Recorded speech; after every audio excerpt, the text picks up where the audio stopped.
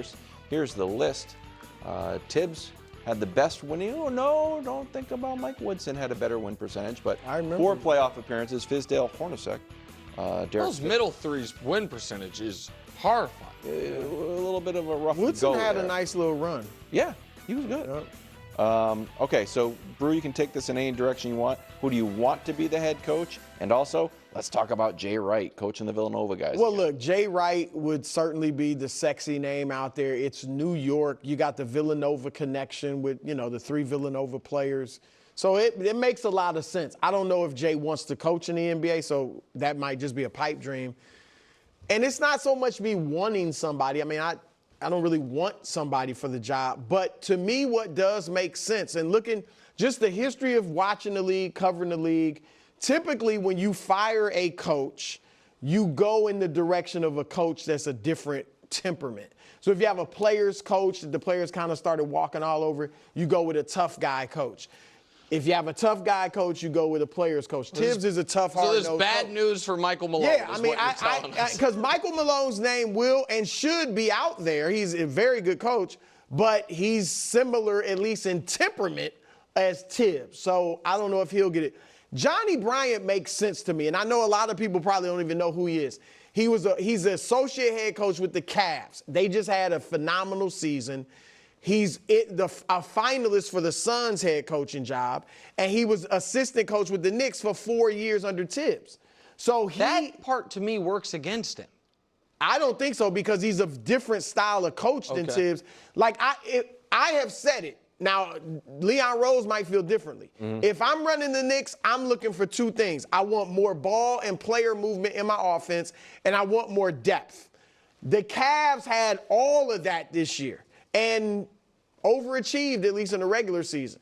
All right? So I think, you look at it like he can come and institute some of that Cleveland offense, how they went deep on their bench.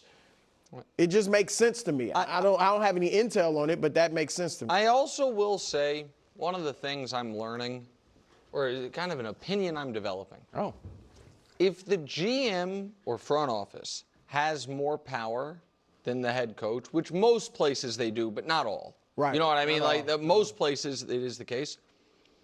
Then consistently making it clear, I don't think you gave me enough good players, so I'm only going to play these 6 or 7 can work against you. It worked against Michael Malone, and it's what Calvin Booth was pissed, and then the owner was like, actually, you're both out of here. You know what I mean? Like, I'm sure Leon Rose and West and those guys feel like, you have a lot of good, you have excellent players at the top, but it's not like you have no depth. And you treat the team. It, not that they were phenomenal, but in the playoffs, a little bit. they showed that they could play. All right, so I think the Jay Wright thing, I think I think a lot of things. One is, I think it is on the board that this is all a long game for Giannis. I don't know who Giannis would want the coach to be, but I think that it would be in line with a lot of things throughout NBA history where teams make a lot of moves in order to appease a guy who's not even on the team yet. You know what I mean? And so, I'm not reporting that. I haven't talked to anybody, but I think that's on the board. I think the Jay Wright thing, if it's not a Giannis-related thing, has to be your first phone call. Has to be.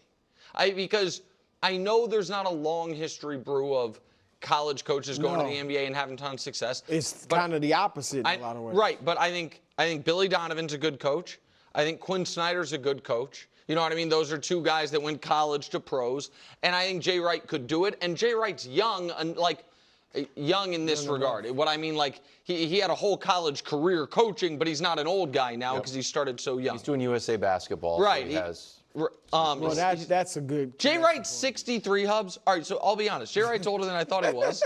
He just looks amazing. You called me old. Right? I mean, he just looks. I hope you look as good at 63, bro. Easy on the eyes. And so, just another name that it feels like used to always be bandied about, but now isn't as much. Sam Cassell. Yeah. Like, isn't Cassell, it felt like Cassell was like next man up. Like Cassell, we heard Chauncey's name somewhat often, and then he got a gig. So I wonder if Sam Cassell, and I can't act like I know what type of coach Sam Cassell would be. I don't know. But I know Missoula loves him on the staff. Yeah. I think if you look, and again, I'm not pushing Johnny Bryant. I couldn't care less if he gets the job or not. But Look at a lot of the successful coaches. Mark Daigneault is proven to be great, right?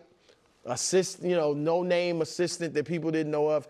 Joe Mazzulla, no-name assistant nobody really knew of. I'm just saying, Kenny Atkinson, when he went to the Nets, and then he got, he was in that Sure. realm. Like, it's a copycat league, and will the Knicks look now? Rick Carlisle's a veteran who's been great, and he obviously has done a great job this year. But I'm just wondering if they look David Adelman now in Denver. Do they say, these young hot assistants? I wonder. You said something about Leon Rose and Wes. I don't know if this was a Leon Rose call. I think we're assuming it's a Leon Rose call and not I think it might be a Dolan. Yeah. Why would Dolan know? Want him out. Yeah. I don't know. Dolan, But Dolan has fired coaches before, hired coaches before. Dolan will fall in love with guys and put them on the bench. I know we're acting like all of a sudden that the stability that Leon's tenure, yes, has been solid. But Dolan was known to meddle, and I'm not ruling out a lot of just names that you consider wild cards. I don't believe it's Dolan. Like, Dolan to me is looking at the success. They were successful. This was a great year. Okay. I think the intricacies that may have gotten Tibbs fired, that's a front office thing. And Nick makes a good point. When you say, well, I only got 7 players. Right. The front office is like, no, you don't. Look bad. Since Colin is biking in Denmark right now, or I think he's in Denmark, regardless, something he would say today in regards to that. Colin's take, and it's such a Colin take, but it's smart, I think, is that the reason the Knicks were able to remake themselves was because Jim Dolan was building the Sphere. It's a great take. And that he was so focused there that he couldn't be focused on the Knicks. And Leon and West were able to, build without him. Well, the Sphere's built. And it's up and running. And it's all, And now he can be back focused on what his initial pet project was. Just something. If that's true, then he will be going for big names. Phil Jackson, Isaiah Thomas, Lenny Wilkins, Larry Bird. Like, he wants the big name. If he's doing this. I'm telling you, it's going to be. I'm taking all the wild card names.